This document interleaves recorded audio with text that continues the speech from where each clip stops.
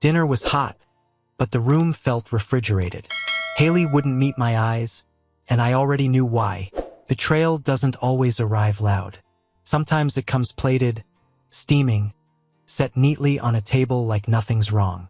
I shut the front door with my shoulder, boots still gritty from attic dust and condenser grime.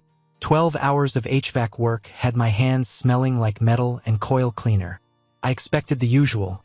Haley calling from the kitchen, asking about my day, acting like the world wasn't made of cracks. Instead, the house was too quiet.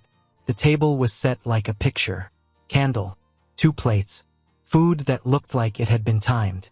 Haley sat with her fingers twisted around her ring, spinning it and stopping, like she was trying to grind the metal into something soft. She didn't stand, didn't smile, didn't even fake it. "Hey," I said. "Hey." Her voice was careful, rehearsed, like she'd practiced it in the mirror until it didn't shake. I hung my jacket on the chair slowly and watched her the way I watch a compressor that keeps short-cycling, waiting for the moment it proves what it is. "Are you hungry?" she asked, even though the question didn't belong in the room. I sat down, not because I wanted dinner, but because I wanted the truth to have nowhere to hide. "I'm fine," I said. She swallowed, eyes fixed on the plate like it could save her. Her knee bounced under the table. "Ring. Stop. Ring. Stop. I need to talk," she said. "Like adults." That phrase used to mean respect. Tonight it meant she wanted to control the story. I nodded once. "Talk." She inhaled like she was about to jump into cold water. "I've been seeing other people." There it was. No dramatic pause. No tears. Just a statement placed on the table between the plates. I didn't blink. I didn't flinch. Not because it didn't hit, but because I'd already been collecting the pieces she thought she'd hidden. Odd receipts she couldn't explain. Photos cropped too tight. Work stories that didn't line up with timestamps. Little slips that only look small if you're not paying attention. She kept going. I feel like the marriage has been a cage. A cage. Like I'd locked the door and thrown away the key. She looked up finally, trying to read my face, trying to find the angle that would make her feel less guilty. "I need freedom. I need to grow. Personal growth." That's what she called it when she wanted to cut the rope and still keep the safety net. I let the silence stretch. Silence makes liars uncomfortable. Silence makes people fill space with the truth they didn't mean to reveal. "So," I said calm, "you're leaving." Her shoulders loosened like she'd been waiting for me to fight. "I think it's best if we do this civilized." Civilized. Another word with a blade inside it. She stood and walked to the hallway, already moving like she'd decided the night belonged to her. A bag was waiting by the door, packed ahead of time, that told me everything I needed to know about how long she'd been living somewhere else in her head. At the threshold she turned, "Not soft, not sorry. Don't make this harder than it has to be." I held her gaze. "You already did." Her jaw tightened. Then she left. I watched her taillights fade through the window until the street went dark again. The food sat untouched, cooling into something I didn't recognize. The house didn't just get quiet after that. It went cold. Control isn't a mood, it's a process. I slept maybe 2 hours, not because I was pacing or breaking things, but because my brain kept running diagnostics like it always does. When a system fails, you don't stare at the smoke. You shut it down before it spreads. Morning came gray. The bed was too wide and too quiet, but I didn't stand there feeling sorry for myself.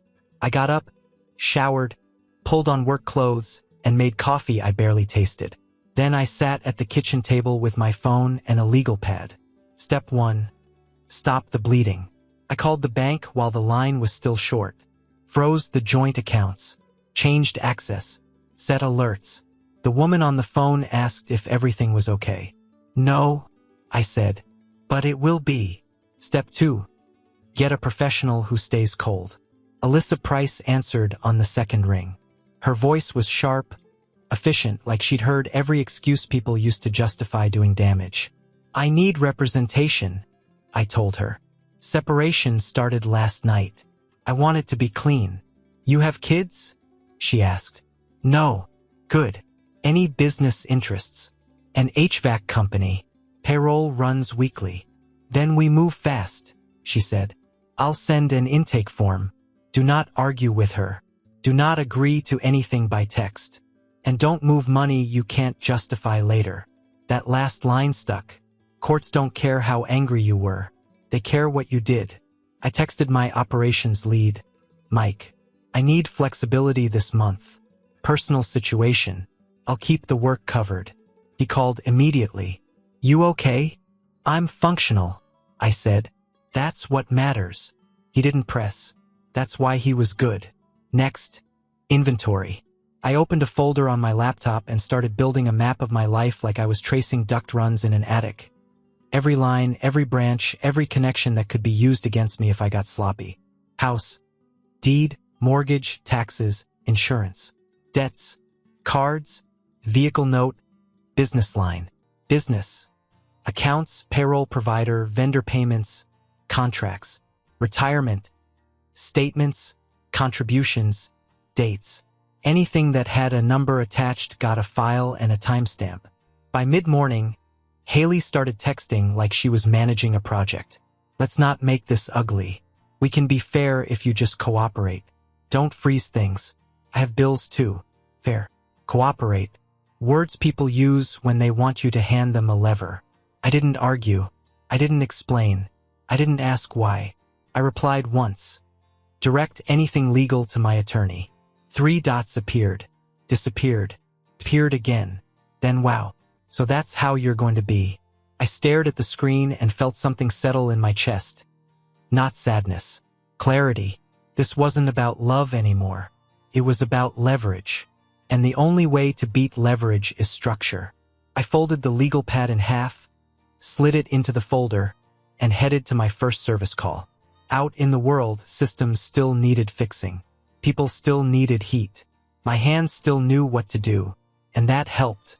Because by the end of that week, my life was reduced to folders, account numbers, and dates, boring, disciplined work. But for the first time since Thursday night, I could feel the ground under my feet again.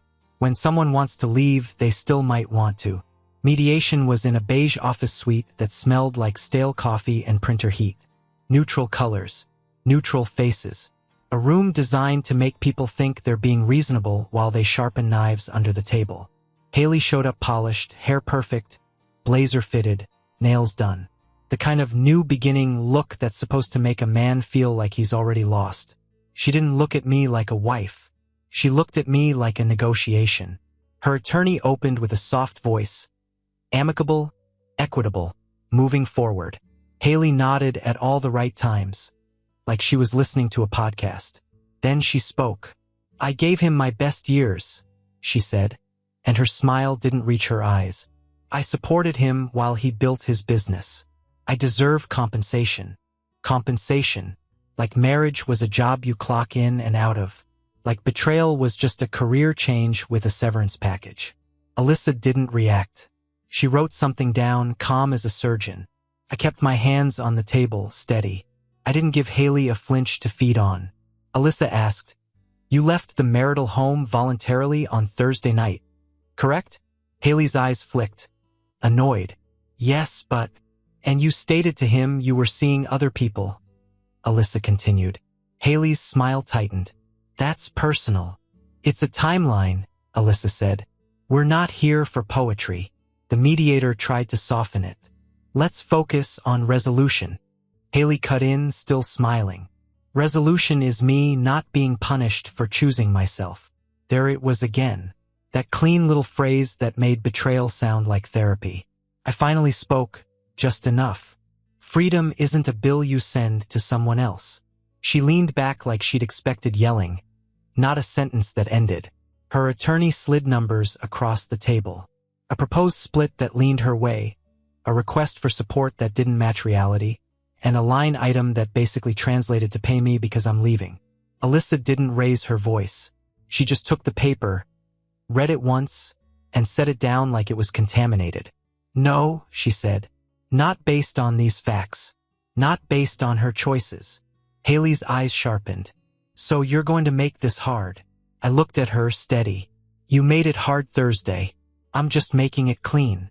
Her smile cracked for half a second. That was when she started fishing for emotion, bringing up old arguments, implying I was cold, acting like my calm was cruel. But I knew that trap. If I got loud, she'd call it abuse. If I begged, she'd call it weakness. If I defended myself, she'd twist it into guilt.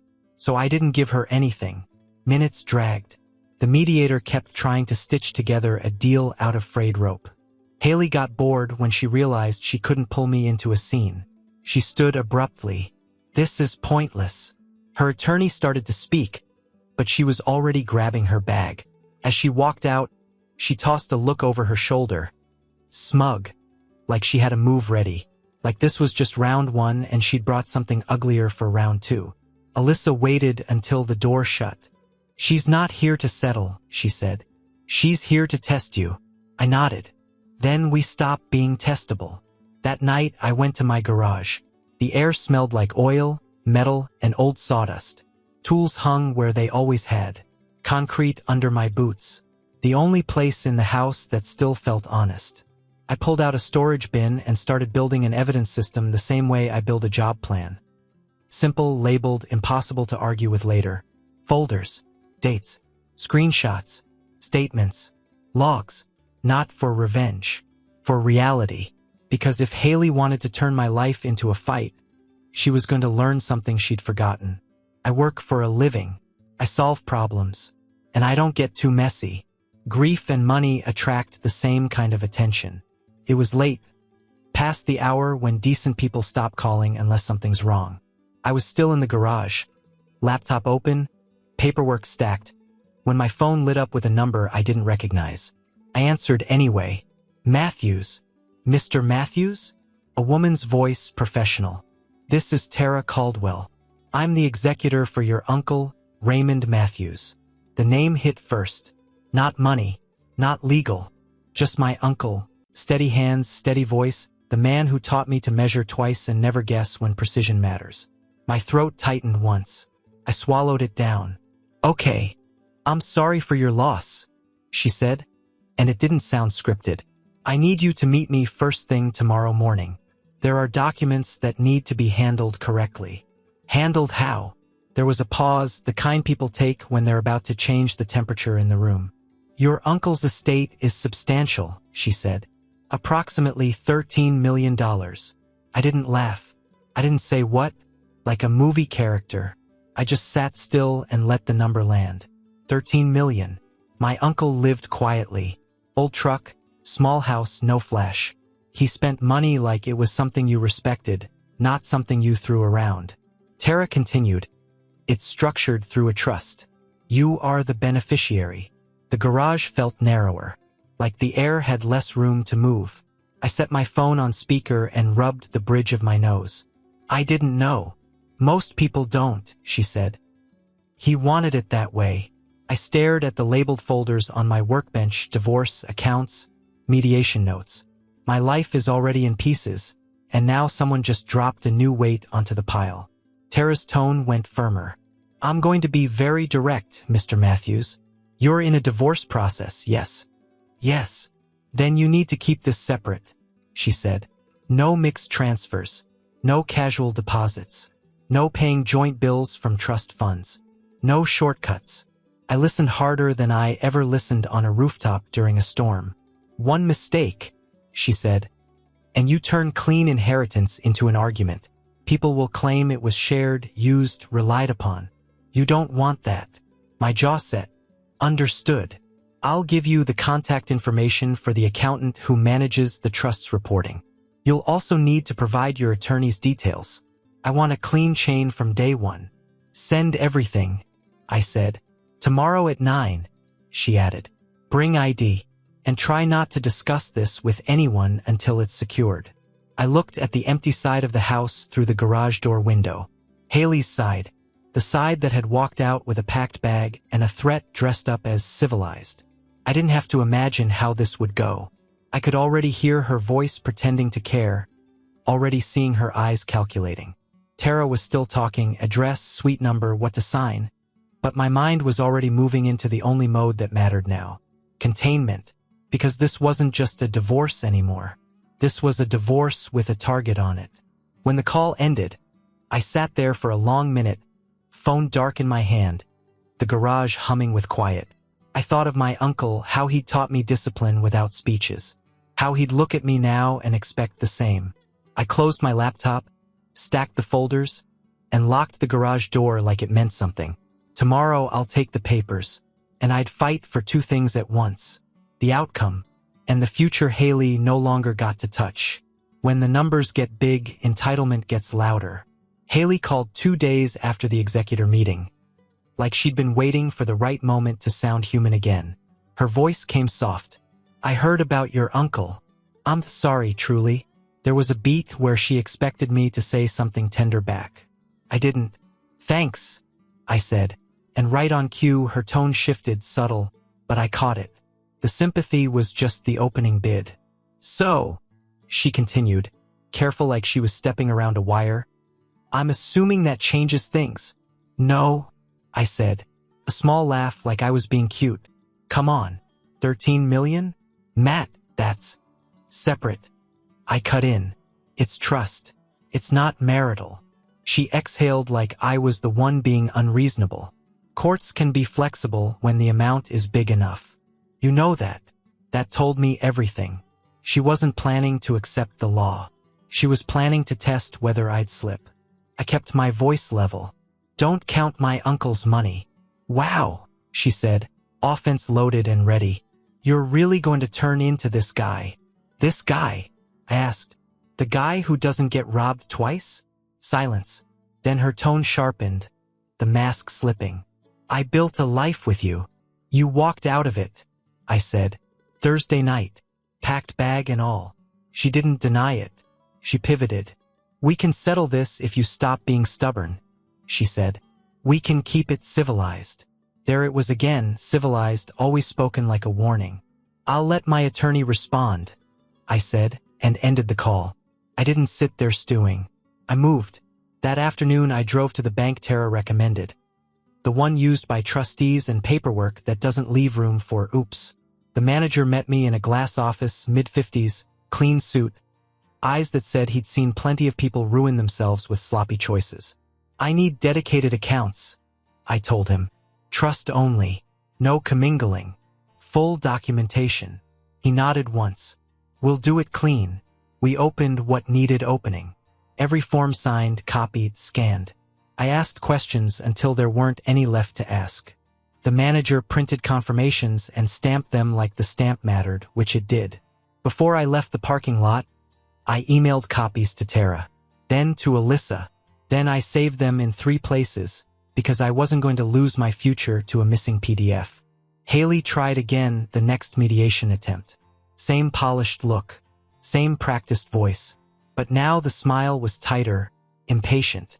"I'm not saying I deserve all of it," she said, hands folded like she was being generous. "But I contributed to you being who you are.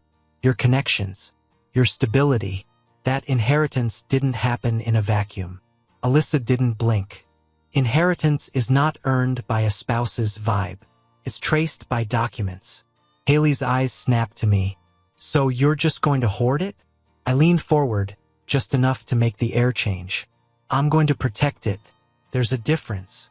Her attorney tried a new angle, talking about lifestyle expectations, shared plans, marital partnership. Words meant to smear the lines until my uncle's gift looked like community property. Alyssa laid out the timeline like a blueprint. Date of death. Date trust established. I was notified. Date accounts opened. 0 transfers into marital accounts.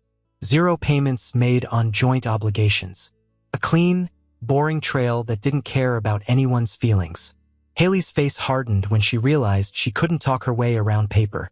"This is unbelievable," she said, rising from her chair. "You're acting like I'm some stranger." "You made yourself one," I said. That one landed.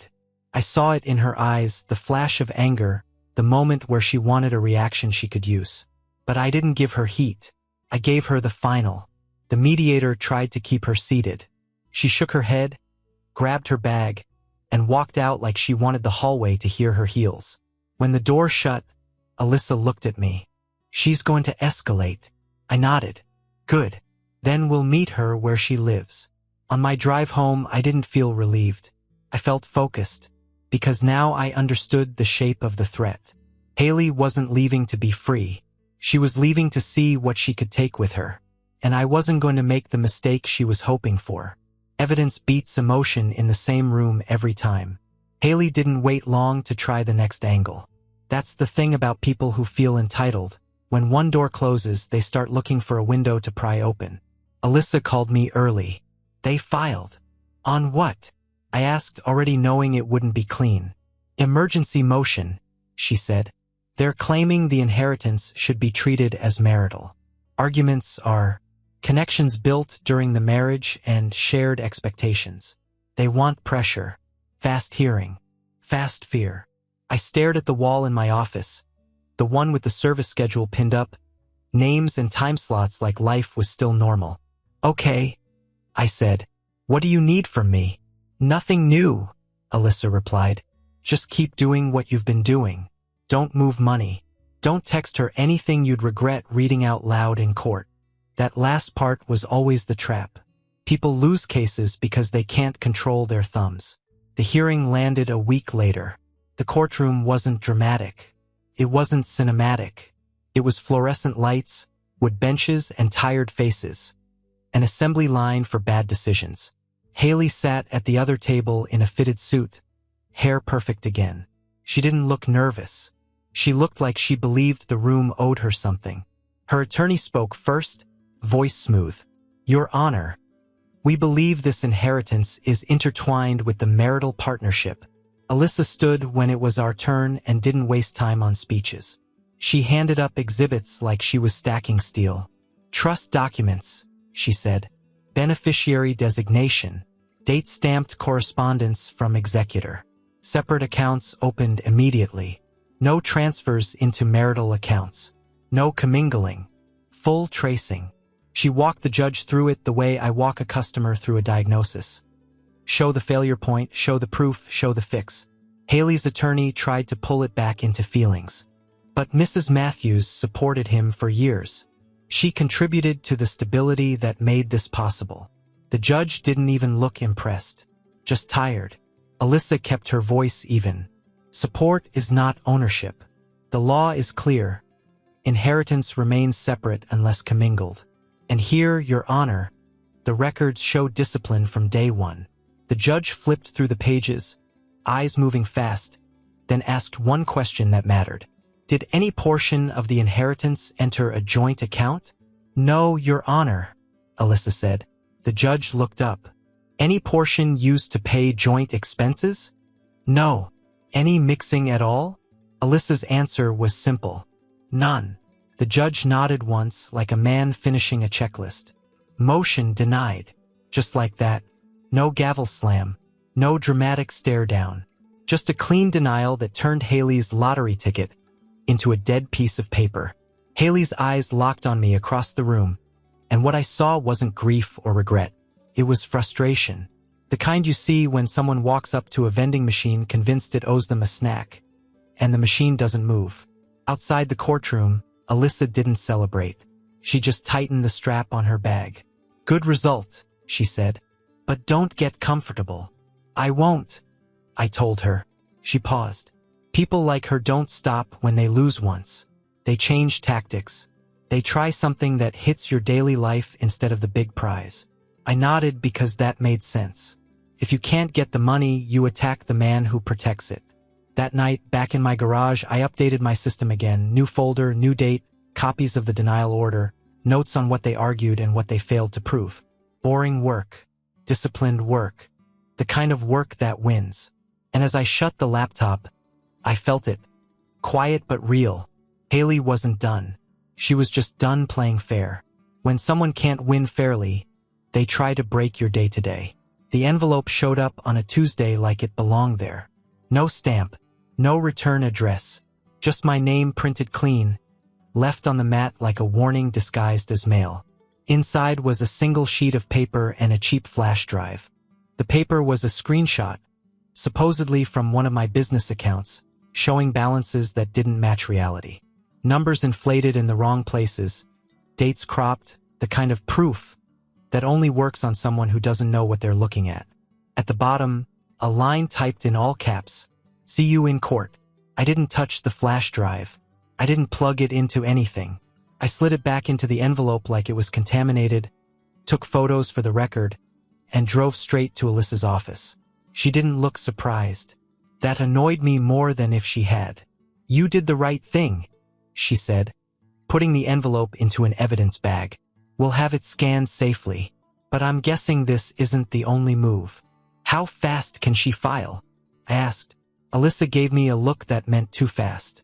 We didn't even get to finish the coffee in her lobby. Her assistant stepped in. "They filed an emergency motion." Alyssa stood up. "Of course they did. The filing claimed hidden assets. Fraud. Business accounts concealed from the marital estate. They attached the screenshot like it was holy scripture and asked the court for immediate restraint. And the judge, because judges sometimes act first to prevent damage, granted a temporary freeze until the claims could be sorted. Temporary. But temporary doesn't mean small when payroll hits Friday. By the time I got back to my truck, my phone was already blowing up. My payroll isn't going through. Tech number 3.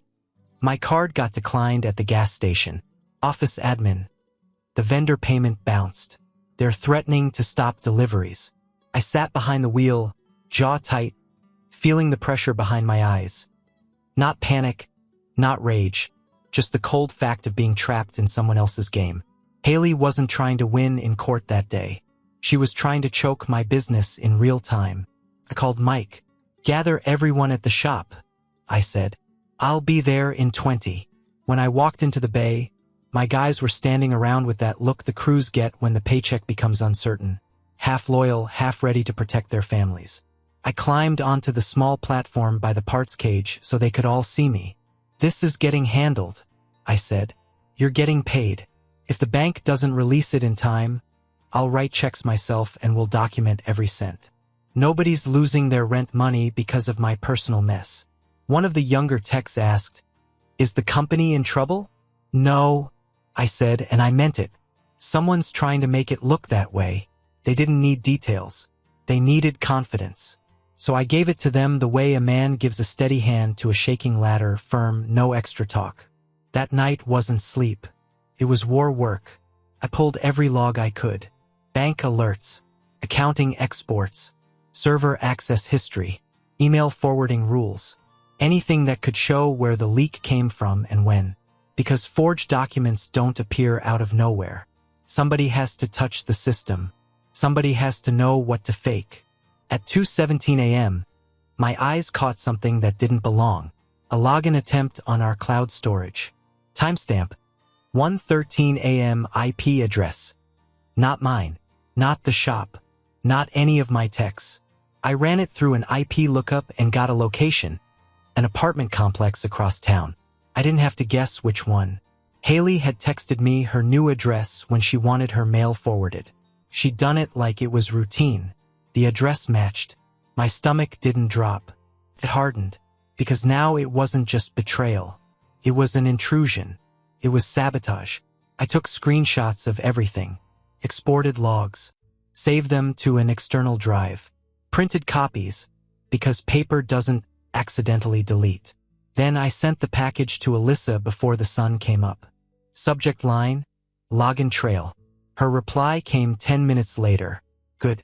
Don't touch anything else. We're going to bury this. I stared at that sentence and felt the first real shift since Thursday dinner.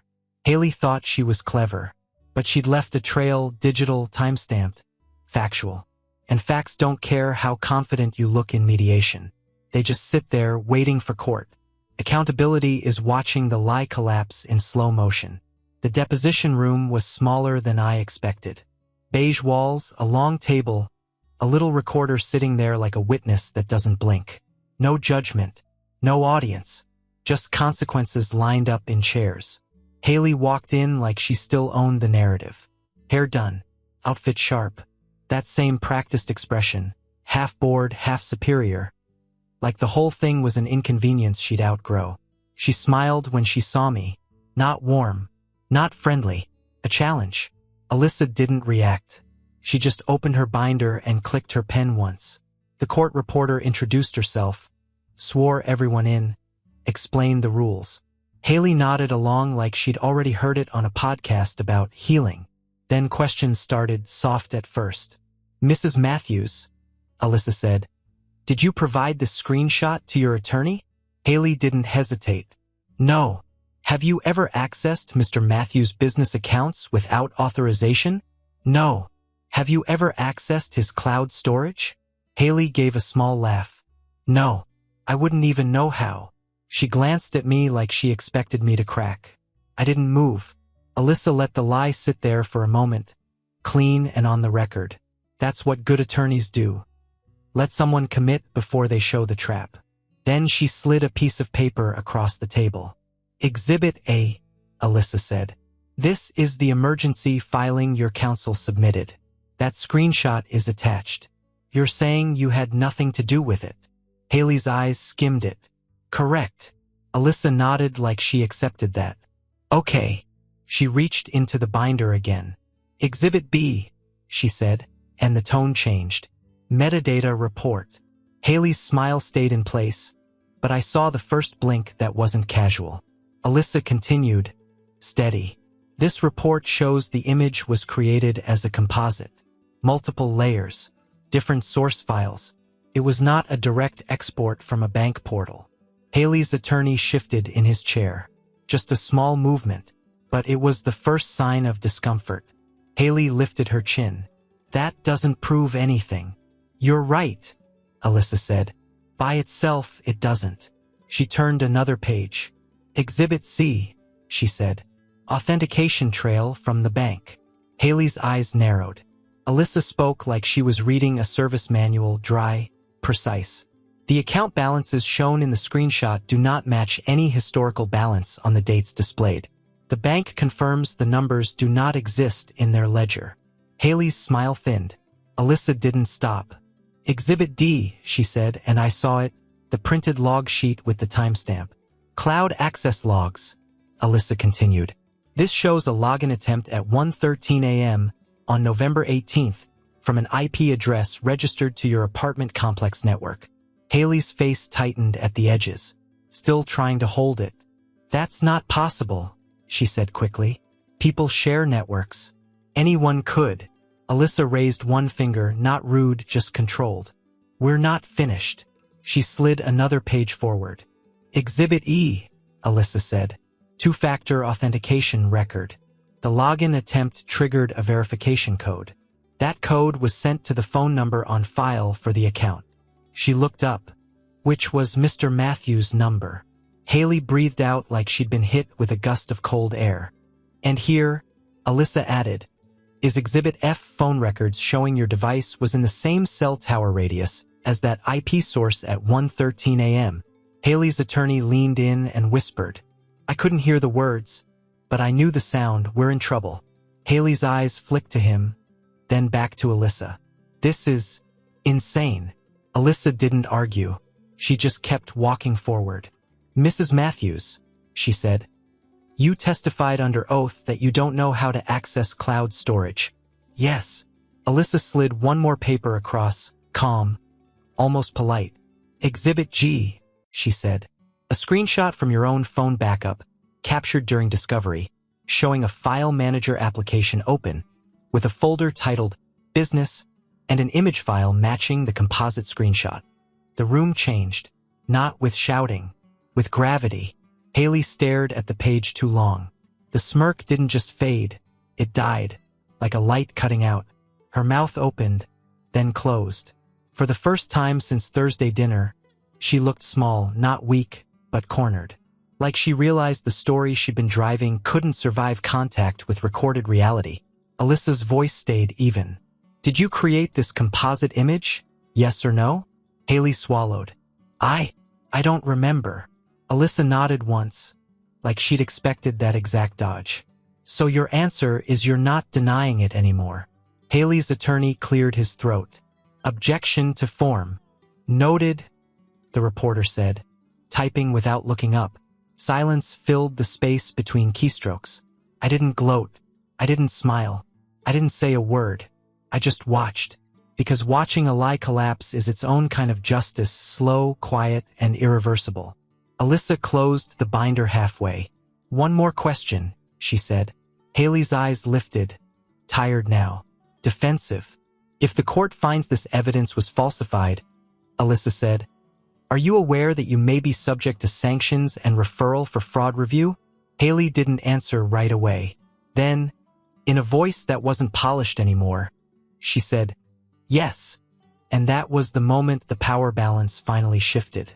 Not because I yelled, because the truth showed up with receipts. Real justice looks like a judge saying no. The sanctions hearing didn't feel dramatic. It felt clinical, like a room designed to cut away nonsense. Haley sat at the far table with a different posture than before. No smugness, no shine, just tension held behind her eyes like she was trying not to blink too much. Her attorney talked first, of course, tried to frame it as confusion, a misunderstanding, a mistake that happened during a stressful process. Alyssa didn't let it breathe. She walked the judge through the chain like it was a straight line.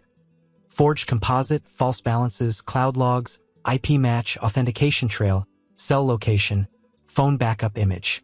One fact stacked on the next until the lie had nowhere to stand. The judge didn't raise his voice. He didn't need to. "I'm lifting the freeze effective immediately," he said, and that sentence alone felt like oxygen returning to my lungs. Then he looked directly at Haley. "Submitting falsified evidence is a serious matter," he said. "This court will not reward it." He ordered her to pay my attorney fees tied to the emergency filings and the disruption. He issued sanctions. He referred the falsification for further review, words that didn't sound loud, but carried weight. Haley's face didn't crack into tears. It tightened, like she was trying to hold her pride together with thread. It didn't work. Outside the courtroom, I made one call, "Mike. Freeze is lifted," I said. "Push payroll." On the other end, I heard him exhale. About damn time. The final divorce hearing came after that, and it wasn't a fight anymore. It was a cleanup. The judge confirmed what the law already said. The inheritance stayed separate because it had been kept separate. No commingling, no mixed transfers, clean tracing from day one. The business accounts were restored fully. The court addressed the damage from the freeze, and the civil judgment hit Haley where she tried to hurt me, in numbers and obligations she couldn't talk her way out of. Then the judge dissolved the marriage. No speech, no moral lesson, just a final gavel strike that sounded like a door closing for good. When I walked out, the air outside the courthouse felt colder than it should have, but it also felt clean. That's what surprised me most. Not relief. Clean. I sold the old house. Not out of bitterness, out of respect for reality. Too many echoes in those walls. Too many places where I could picture Thursday dinner sitting untouched. I moved into a smaller place closer to the shop. Fewer rooms. Less noise. More control.